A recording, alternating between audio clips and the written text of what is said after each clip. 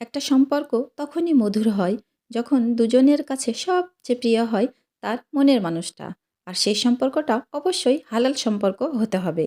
আসসালামু আলাইকুম। আমার প্রিয় আপু ভাইয়ারা, সবাই কেমন আছেন? আশা করি আল্লাহর মধ্যে ভালো আছেন, সুস্থ আছেন। আজকে কোনো রান্নাবান্না নয়, আজকে শেয়ার করব ঝটপট বিকালের নাস্তা।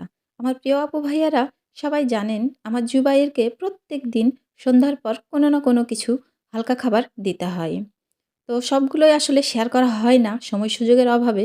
আর আজকে তার জন্যে ভাবলাম যে আমার বাড়িতে যে উপকরণগুলো আছে সেগুলো দিয়ে ঝটপট আমি একটা নাস্তা তৈরি করলাম, আর সেটাই শেয়ার করব আমার প্রিয় আপু ভাইয়াদের সাথে।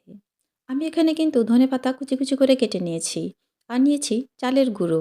আর দিয়ে দিয়েছি অল্প একটু হলুদ কালারের জন্য, পরিমাণ মতো লবণ, আর দিয়েছি মরিচের গুঁড়া একটু ঝাল করার জন্য। যদি আমার আপুরা জানে যে আমি অসুস্থ, এখন পর্যন্ত পুরোপুরি সুস্থ হতে পারিনি।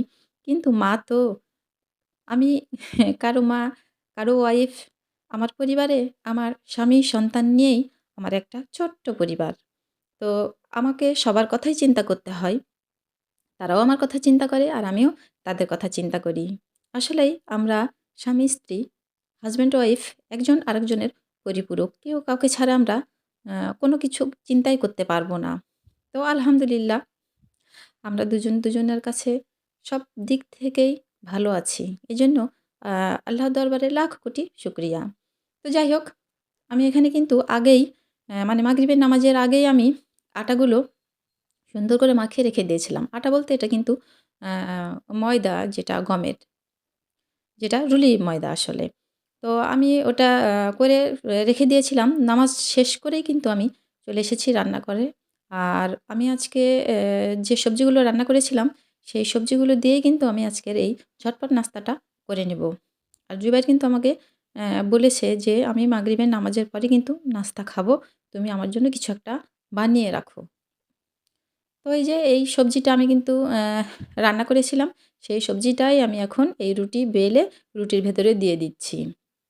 জানি না খেতে কেমন লাগবে। তো যাই হোক, এখানে নাস্তা রেডি হোক আর আমি আমার প্রিয় আবু ভাইদের সাথে কিছু কথা শেয়ার করি। অবশ্যই আমার ভিডিওটা দেখার আগে লাইক দিয়ে দেখা শুরু করবেন।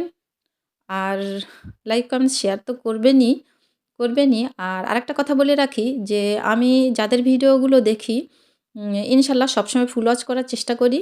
আর আমি জানি যে একটা ভিডিও ফুল ওয়াচ করে আরেকটা ভিডিও দেখা, মানে আমি যতগুলো ভিডিও দেখি এতগুলো ভিডিও আমার ফুল ওয়াচ করে দেখা অনেক কষ্ট। কারণ আমি সারাদিন অনেক পরিশ্রম করি। আর শুধু আমার যে ক্যামেরার সামনে যে কাজগুলো আমি দেখাই, আসলে এই কাজ কি আমি শুধু করি? না, আমাকে অনেক কাজে ব্যস্ত থাকতে হয়। আসলে আমি কখনোই কোনো আপু ভাইয়াদের ভিডিও মনোযোগ সহকারে দেখতে পারি না। এইজন্য ভিডিওটা অন করে আমি আমার সবসময় কাজগুলো করি। আর তার কারণেই কিন্তু আমি ছোট্ট কমেন্টস করি। আর চেষ্টা করি ভিডিওটা রিলেটেড কমেন্টস করার।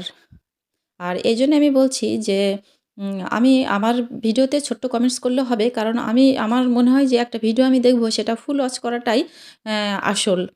ছোট্ট একটা কমেন্টস করলেও হয়। বড় কমেন্টস করতে হবে এমন কোনো কথা নেই। কারণ যেহেতু আমাদের অনেক ভিডিও দেখতে হয়, এতগুলো ভিডিও আমার হচ্ছে হলো ফুল ওয়াচ করে বড়, বড় কমেন্টস করা, এটা আমার জন্য মনে হয় যে খুবই কষ্টকর। এজন্য আমি চেষ্টা করি সবারটা ফুল ওয়াচ করার আর ছোট্ট একটা কমেন্টস করার। দয়া করে আমার আপু ভাইয়ারা কিছুই মনে করবেন না। কারণ আমি কিন্তু আপনাদের ভিউ বাড়ানোর জন্য ফুল ওয়াচ করি। তো যাই হোক, এখানে কিন্তু আমি ওই যে একটা বেটারটা করে রেখেছিলাম, সেই বেটারের ভেতরে আমি এই পিস, পিস করে রাখা মানে এই যে পিসটা আমি করে রেখেছি সেটা আমি বেটারে ডুবাচ্ছি। ডুবিয়ে এখন আমি ওটা তেলের ভিতরে ছেড়ে দিলাম। আর এটা যে খেতে এতটাই মচমচে হবে আমি কিন্তু বানানোর আগে একটুও আ মানে ভাবিনি যে আসলে এরকম হবে।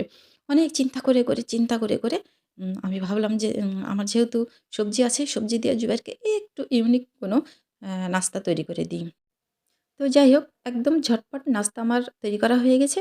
এখন মাছ হেঁটে বসে গেছি অ্যা চা নাস্তা খেতে। আর আমি কিন্তু হচ্ছে দুধ চাই বরাবর পছন্দ করি। আমি তো অতটা বেশি চা খাই না। কারণ আমার ঘুমের সমস্যা হয়। তো তারপরেও যে ১ কাপ ২ কাপ চা খাই সেটা আমি দুধ চা খাওয়ারই চেষ্টা করি। কিন্তু আজকে একদমই দুধ ছিল না। আর জুবাইরকে বললাম, তো বলল, "আচ্ছা তুমি চা করে দাও।" তো নাস্তা খেয়ে তো চা খেয়ে নিচ্ছি। তো আজকের ভিডিওটা এই পর্যন্তই।